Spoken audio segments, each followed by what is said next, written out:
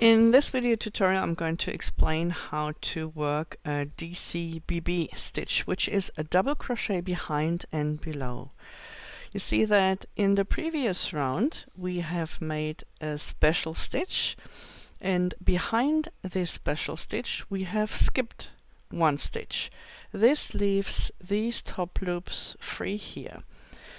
In order to bring this pattern a little bit better forward, to push it forward, we're going to add a padding stitch, which is the dcbb. So I'm yarning over, and then I find those top loops. These are the top loops. And I work a normal DC, a normal double crochet, into those top loops.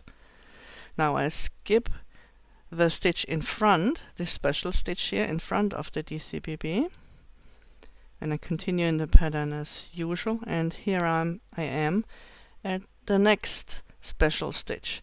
You can plainly see we skipped the stitch behind the special stitch, and now it's easy to work a double crochet into these top loops. You see, and that's all that there is to the dcbb. It's very easy, very straightforward.